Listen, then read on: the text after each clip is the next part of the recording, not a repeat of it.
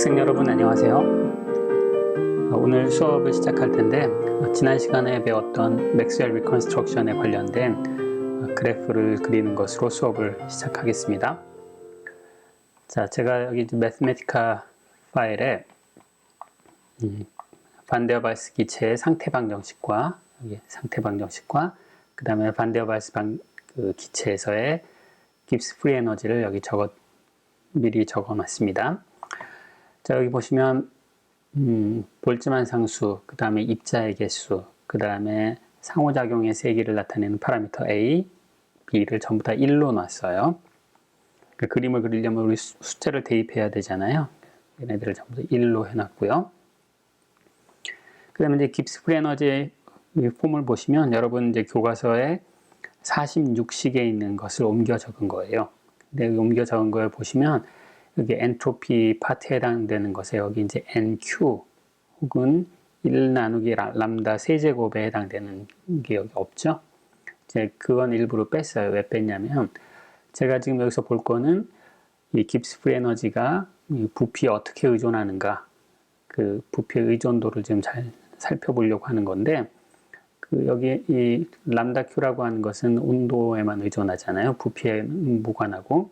그래서 여기 보시면 온도 곱하기 로그 어쩌고 저쩌고 온도 이런 애들이니까 정확한 깁스 프리 에너지의 값을 계산할 때는 그게 필요하지만 지금 이제 맥스웰 리컨스트럭션의 그 아이디어를 보여드리는 데에는 그게 필요 없어요. 그래서 그 파트를 이제 제외를 했고요. 자, 일단 한번 이 그래프를 한번 그려보겠습니다. 자, 일단 이 함수를 이제 실행을 하고요.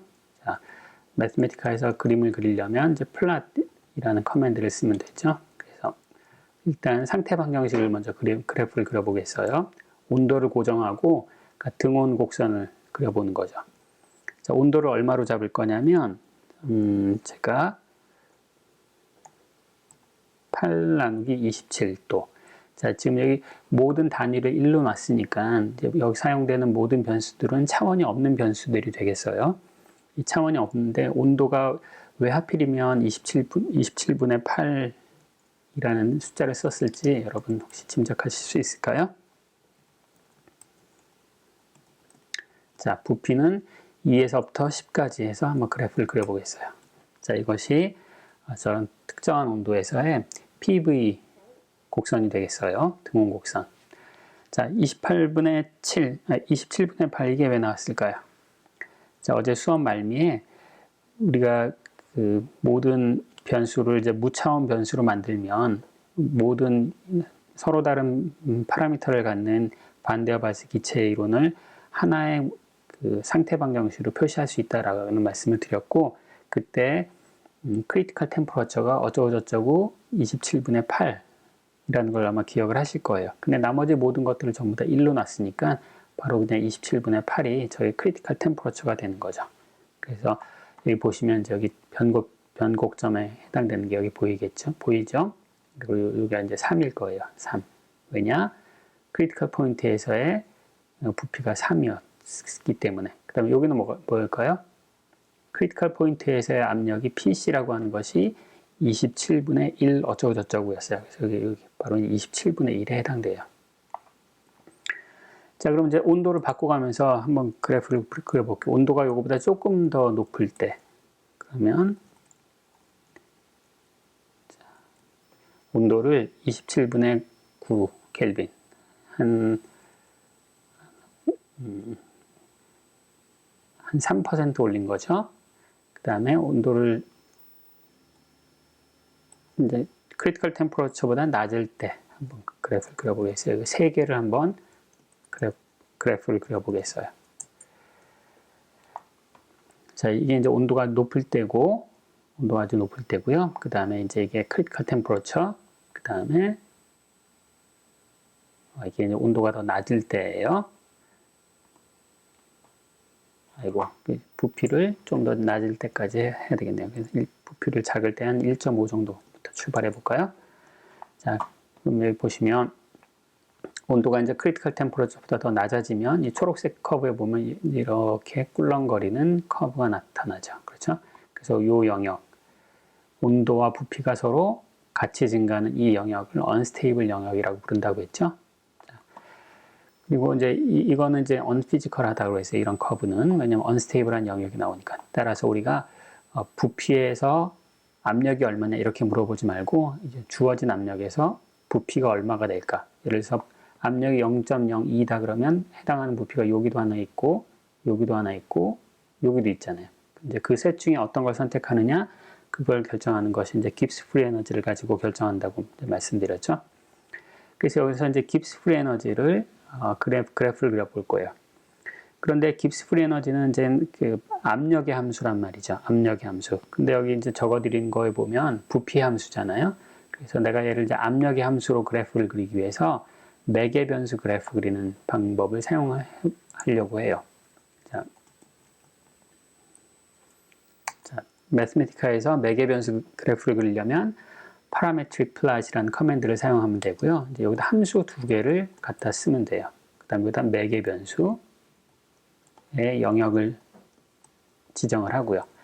자, 함수는 이제 내가 압력의 함수로 깁스 프리 에너지를 계산하고 싶은 거니까 그 좌표의 X방향에 압력을 써주면 되겠죠. 온도는 얼마? 제일 처음에 이제 크리티컬 템퍼러처에서 한번 해봅시다.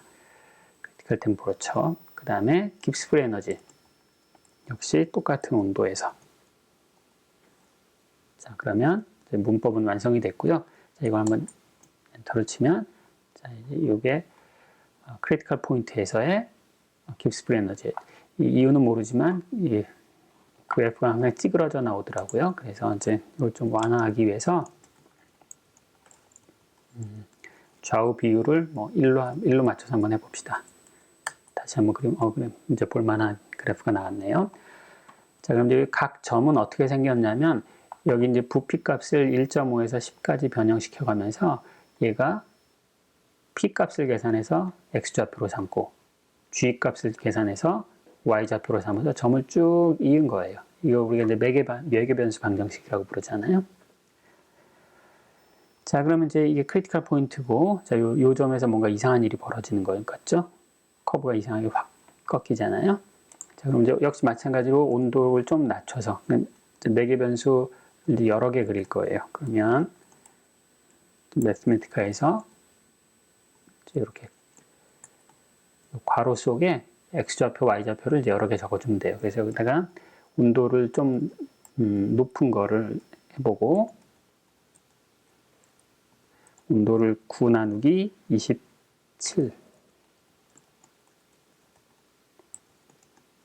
그 다음에 깁스 프리 에너지도 9 나누기 27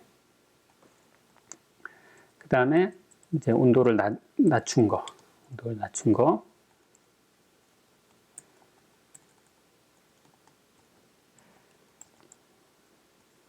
7로 할까요?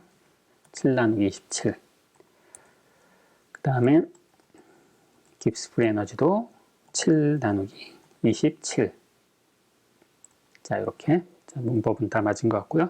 자, 이게 엔터를 딱 치면 아이고 문법이 틀렸네요. 여기 전체 가로가 하나 빠졌네요. 자, 이렇게 돼요. 자, 이게 온도가 제일 높을 때, 이때는 그냥 뭐 별일이 없이 생기고, 그 다음에 크리티컬 템퍼러처에서 갑자기 깁스 프리 에너지가 좀 이상하게 꺾이더니, 온도가 더 낮아지면, 크리티컬 템퍼러처가 더 낮아지면 깁스 프리 에너지가 올라갔다 내려갔다 다시 올라가는 이런 일이 벌어지고, 그래서, 자, 여기 좀 정리를 해봅시다. 여기를 아마도,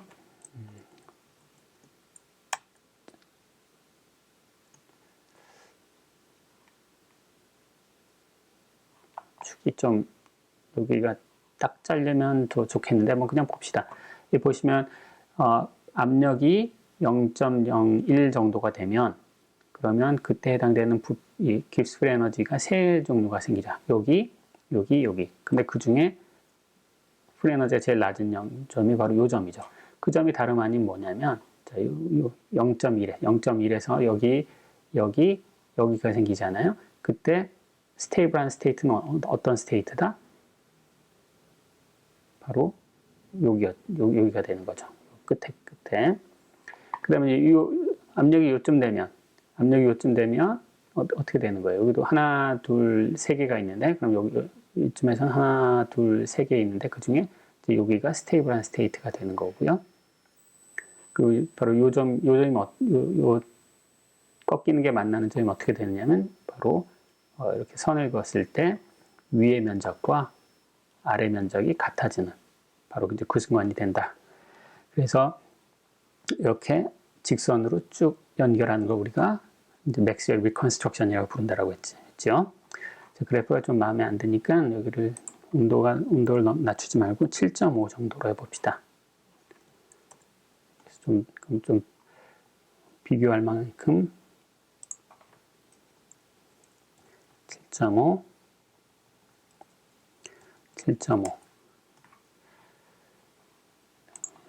부피를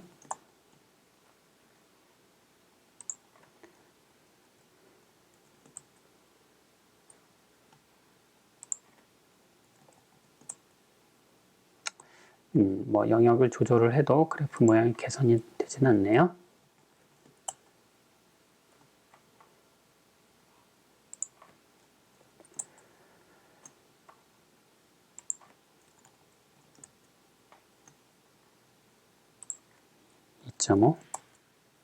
A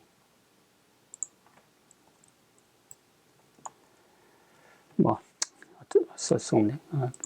얘를 키워볼까? 뭐 어찌돼도 뭐 별 계산은 안 되네요.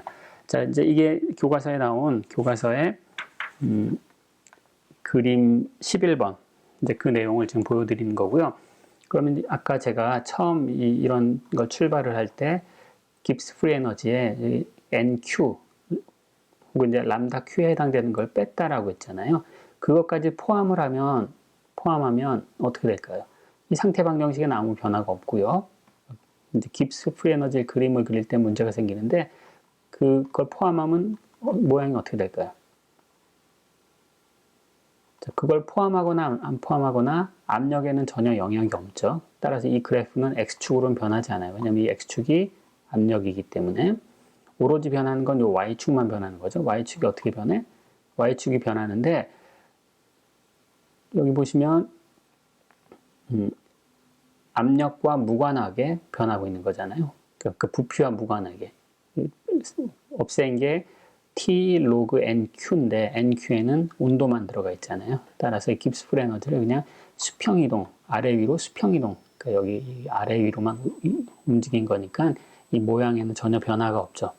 그래서 모양에 변화가 없기 때문에 우리가 이제 맥스웰 리컨스트럭션에 필요한 그런 컨셉을 그냥 그 T 로그 NQ 그게 없이도 설명을 할 수 있는 거예요.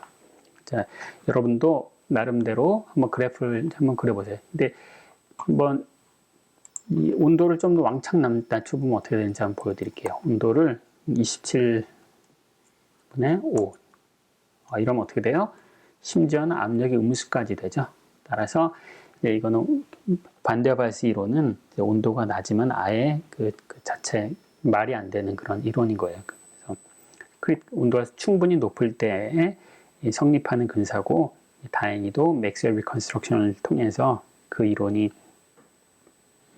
기체, 액체를 이해할 수 있는 그런 이제 힌트를 준다 이렇게 생각을 하시면 되겠어요. 여러분도 한번 여러분들 나름의 이런 그래프 그리는 툴을 이용해서 이 그림들을 한번 손으로 직접 만들어서 그림을 그려보도록 해보세요. 자, 다시 이제 원진도로 나가봅시다. 자, 다시 노트 수업으로 와서요. 자, 이게 이제 뉴클리에이션 이론을 공부하겠습니다.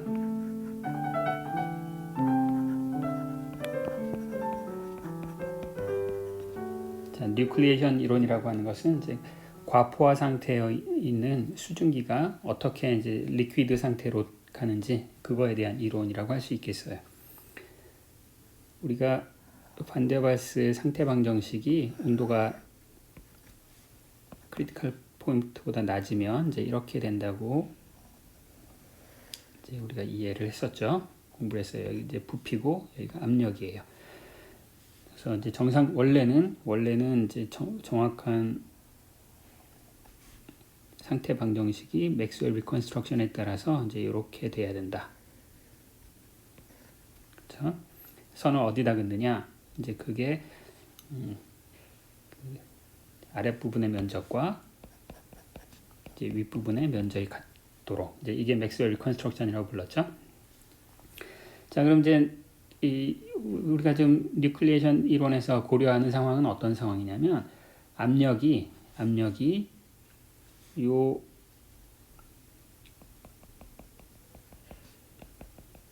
공존, 그러니까 베이퍼 프레셔보다 약간 높을 때 이런 압력을 한번 생각해 보는 거예요. 그치? 근데 이 압력이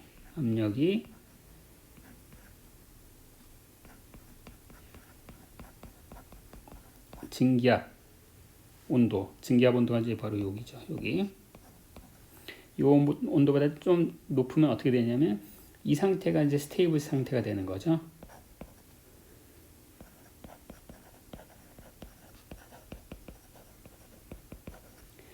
반면에 이 상태는 뭐라고 부른다고 했죠? 이 상태는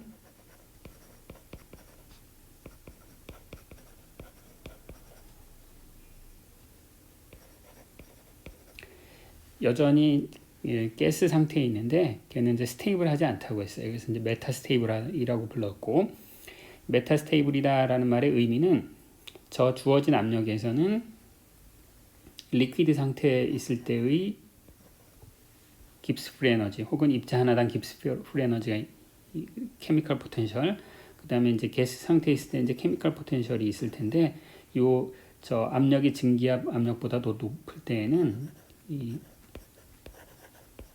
이런 조건을 만족한다 이거예요. 따라서 가스 상태에 있을 때 포텐셜 에너지가 더 높으니까 얘는 궁극적으로는 결국은 이제 리퀴드 상태로 가야 될 거예요. 그 리퀴드 상태로 어떻게 가느냐, 이제 그거에 대한 이론이 뉴클리에이션 이론이 되겠어요. 프리 에너지가 높으니까 당연히 리퀴드 상태로 가야 되는 거 아니냐, 이제 이렇게 생각하실 수 있겠죠. 근데 이제 거기에 약간의 좀 어려운 이론적인 이제 난관이 있는데, 뭐 이론적인 게 아니라 어떤 물리적인 난관이 있어요. 자, 여기에 이제 수증기가 있다고 칩시다. 이 수증기는 메타스테이블 한 상태에 있는 수증기고, 그거 우리가 뭐라고 부르냐면 과포화 수증기라고 부른다라고 했죠.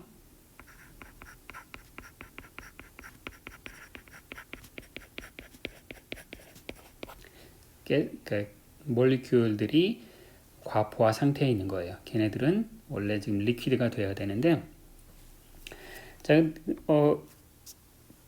이 상태에서 이제 언젠가 리퀴드가 다 될 텐데, 여기 편의상 현재 우연히 여기 반지름이 R이 되는 요만한 크기의 물방울이 이제 하나 생겼다고 생각해 봅시다. 이렇게 생성되는 것을 뉴클리에이트 됐다라고 얘기를 해요. 자, 이 안에 이제 기체 분자들이 막 돌아다닐 텐데, 그러니까 열 운동을 할 텐데, 막 하다가 뭐 몇 개 이렇게 좀 뭉쳐서 지금 봤더니 상호작용 때문에 우리 가까이 있는 게 좋겠어. 뭐 그럴 수가 있는 거죠. 그래서 이제 어떤 크기가 R 정도가 되는 그런 이 물방울이 만들어졌다고 생각해 봅시다. 그러면 내가 지금 어떤 걸 고려할 거냐면 이제 이런 걸 한번 생각해 보겠어요. 자, 그런 물방울이 생김으로 해서 전체 시스템의 깁스 프리 에너지가 얼마만큼 높아졌을까? 이제 이걸 한번 생각해 보는 거예요. 그러니까 이게 무슨 얘기냐면, 자,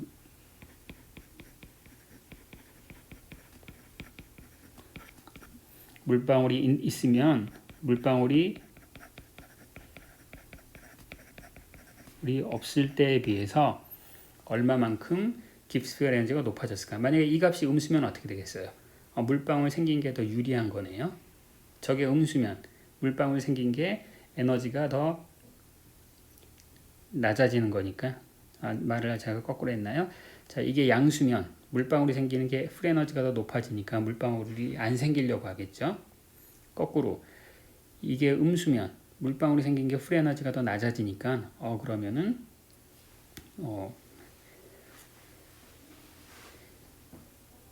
이제 물방울이 이제 계속 생기겠다. 이제 이런 걸 생각할 수가 있겠죠. 자, 이 양은 뭐 금방 이렇게 계산할 수가 있어요. 이 양은 자, 이 기체 분자 하나하나를 생각하면 기체 분자가 아까 가스 상태에 있을 때, 그 다음에 리퀴드 상태에 있을 때 케미컬 포텐셜이 저만큼 차이가 난다고 했잖아. 혹은 입자 하나당 깁스풀 에너지가. 따라서 얘는 저 물방울 안에 있는 분자들의 개수는 몇 개냐면 3분의 4 파이 r 세제곱. 자, 저 물방울의 부피죠. 그 다음에 여기에 물방울의 농도.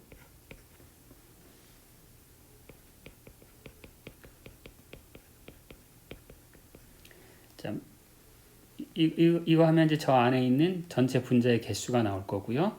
전체 개수가 나올 거고, 그것에 여기 뭐가 되는 거냐면 물방울 상태에 있을 때 깁스풀 에너지 빼기 가스 상태에 있을 때 깁스풀 에너지. 이제 이렇게 하면 물방울이 생겼을 때 깁스풀 에너지가 얼마나 더 높아지는가, 이제 그게 결정이 되겠죠. 근데 지금 현재 이 뒤에 요 양이 어떻게 양수라고요, 음수라고요?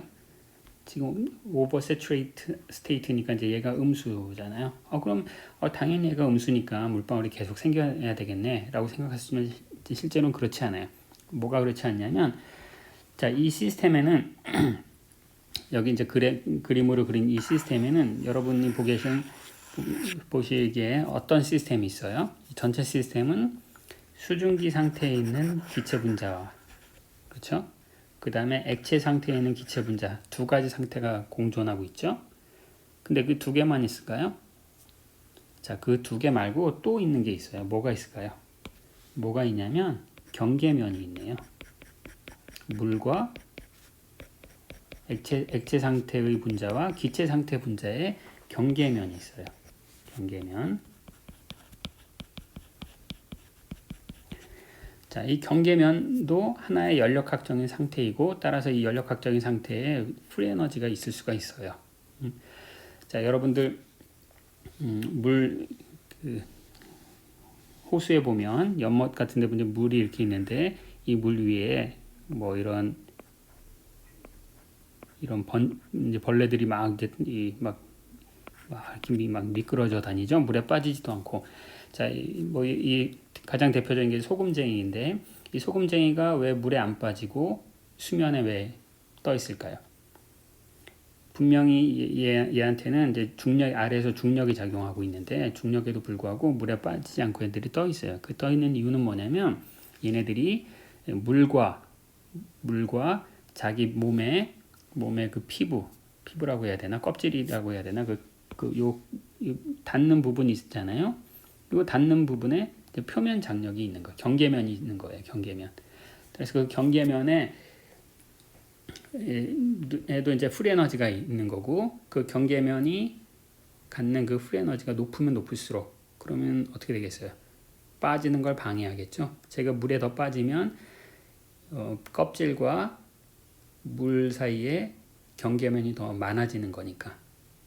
그래서 이제 그 경계면에 의한 프리 에너지, 그 위에 이제 중력에 의한 포텐셜 에너지를 이기기 때문에 얘가 빠지지 않는 거예요. 그렇죠? 그래서 우리가 이런 어떤 서로 다른 두 가지 상태가 맞닿아 있는 그런 상태를 생각하면 항상 경계면의 자유 에너지를 고려를 해야 돼요. 경계면 자유 에너지. 자, 그래서 이제 이 전체 깁스풀 에너지, 물방울이 생겼으니까 없던 경계면이 생겼죠. 따라서 그것 때문에 생겨나는 이 경계면의 자유 에너지를 추가를 해야 되고, 걔는 표면적에 비례하겠죠. 그렇죠? 경계면이니까. 그리고 그러면 그 비례상수가 있을 텐데, 그 비례상수를 흔히 이렇게 감마로 써요. 감마라고 쓰고, 이 감마를 우리가 뭐라고 부르냐면 경계면 자유에너지 밀도라고 부르고, 이제 이것이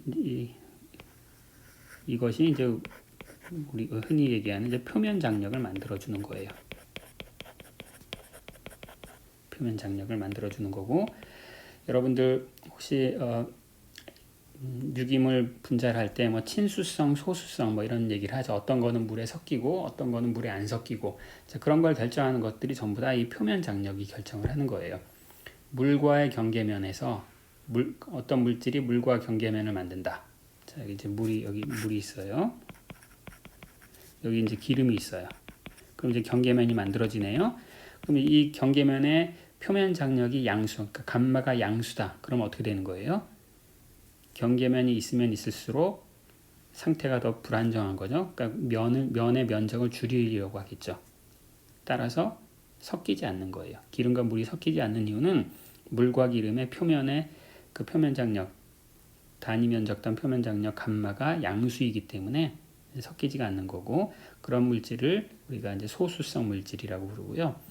반면에 물과 잘 섞이는 애들은 어떤 애들이 잘 섞이는 거냐면, 물과 경계면을 만들었을 때 그 경계면의 자유에너지 계수 감마가 음수인 물질들, 그런 애들은 면적이 더 많으면 많을수록 더 프리에너지가 더 낮아지는 거잖아요. 그럼 면적을 어떻게 더 만들 수 있어요? 이렇게 막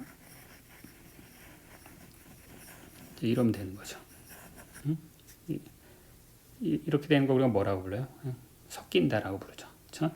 이렇게 될 수도 있고, 아니면 그냥 방울방울 이렇게 다 방울방울 하나 만들어질 때마다 경계면이 계속 만들어지니까 이제 완전히 섞이게 되는 거죠. 이런 거 우리가 친수성 물질이라고 부르죠. 자, 그래서 이 경계면이 생기기 때문에 이제 이 두 가지 요소를 고려를 해야 돼요. 그래서 정리를 하면, 다시 이제 진도로 돌아와서, 자, 이 내용은 이제 사이드로 말씀드린 거고, 보시면 이제 앞에면 이게 이제 앞에 항이 이제 음수라는 걸 강조하기 위해서 제가 이제 마이너스 바깥으로 뽑겠어요.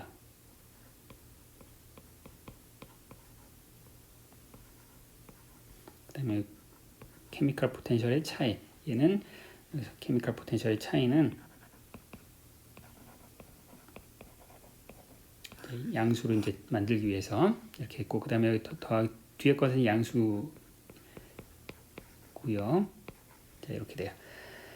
그러면 이제 우리가 이거로부터 이제 어떤 걸 이제 이해할 수 있냐면, 보시면 이제 물방울, 제가 이제 우연히 물방울이 생겼다라고 이제 말씀드렸는데, 물방울이 생겼어요. 그러면 그 물방울의 사이즈에 비례해서, 사이즈 때문에, 자, 얘는 어때요? 프리에너지를 높이려고 하고,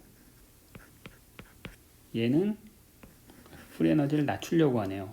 그러면 내가 이제 이 전체 값이 양수냐 음수냐에 따라서 저 물방울의 운명이 결정이 될 텐데, 이 두 가지 경쟁하는 요소가 존재하네요. 그렇죠? 그래서 이 경쟁하는 요소 중에 누가 더 우세한지 그걸 이제 알아봐야 되겠고, 그래서 얘를 그래프를 한번 그려보면, 물방울의 사이즈의 함수로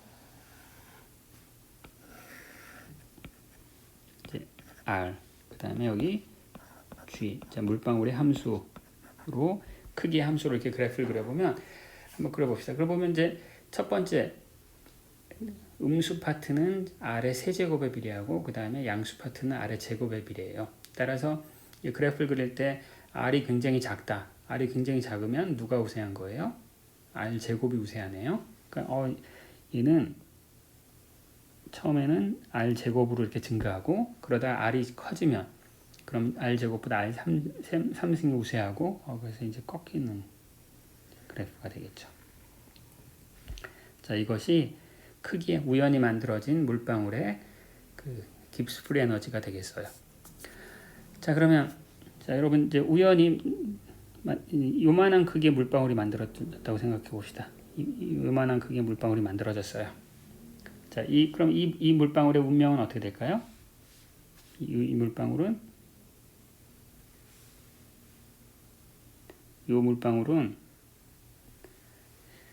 증발해서 없어질 거예요. 왜냐하면 여기서 이 아래로 방향으로 내려가는 게 깁스 프리 에너지가 더 낮아지는 거잖아요. 그렇죠? 따라서 요만한 크기로 만들어진 물방울은 그냥 증발해서 다시 과포화 상태로 되돌아갈 거예요. 반면에 이제 요만하게 만들어진 물방울은, 이만하게 만들어진 물방울은 어떻게 될까요? 얘는 사이즈가 작아지려고 봤더니 프리 에너지가 더 낮아지는 거죠. 높아지는 거죠. 따라서 얘는 이 물방울에 있는 것들이 증발할 수가 없어요. 프리 에너지가 더 높아지기 때문에 얘는 어떻게 돼야 돼요? 얘는 주변에 있는 물 분자를 계속 끌어당겨서 점점 사이즈가 커지는 방향이 되겠죠. 그 경계가 어디가 될까요? 물방울이 도로 증발하는 거와 아니면 물방울이 점점 커지는 거와 그 경계가 되는 어떤 사이즈가 이렇게 있을 텐데 그 사이즈를 RC라고 해봅시다. 여기보다 작은 사이즈에서는 물방울이 증발, 여기보다 큰 사이즈가 만들어지면 물방울이 점점 커지게 되겠죠. 그 RC는 어떻게 정해요? 자, RC는 어떻게 정하냐면 바로 이제 그 깁스 프리 에너지를 편미분해서 0 하면 되겠죠. 그래서 쟤를 이제 편미분해 보면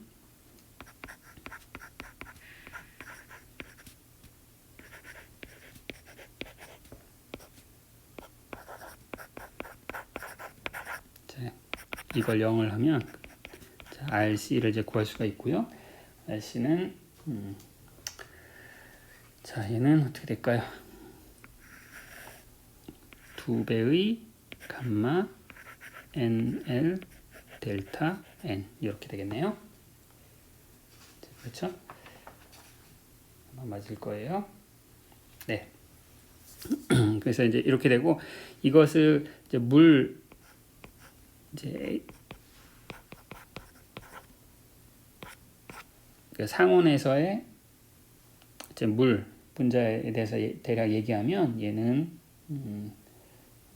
책에 있는 넘버를 그냥 쓸게요. 얘는 물 분자고 압력이 1대기압이고 온도가 300켈빈 정도다. 그러면 이 사이즈가 대략 10의 마이너스 6 cm. 10의 마이너스 6 cm면 뭐야? 얘는 미터로 환산하면 10의 마이너스 8 승미터. 그럼 얘는 대략 10나노미터 정도 되는 거네요. 그렇죠? 그래서 이 물 분자들이 저 정도 사이즈 H2O 분자들이 저 정도 사이즈의 물방울을 만들면 걔네들은 쭉 커져서 그냥 전체가 다 언제까지 커지겠어요? 전체가 다 이제 물이 될 때까지 커지는 거죠. 메타스테이블 스테이트가 깨지고 이제 스테이블한 리퀴드 상태가 되는 거고 저보다 작은 애들은 이제 없어지는 거예요. 그래서 이제 실제로 이 과포화 상태라는 것은 이제 메타스테이블 하지만 그게 그래도 관찰할 수 있는 이유는 뭐냐면 이제 요만큼의 이걸 이제 우리 뭐라고 부르냐면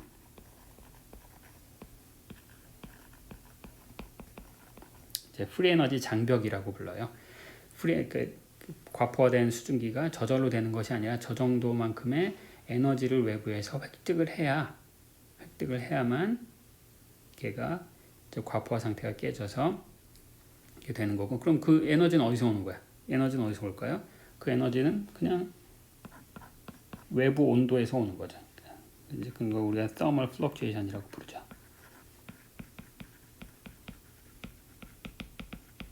thermal fluctuation이라고 부르고 우리가 열통 원 시간에도 공부했지만 어떤 시스템의 온도가 몇 도다라고 하는 얘기는 항상 그 개개의 운동 자유도가 kBT만큼의 에너지를 시스템으로부터 주고받을 수 있다.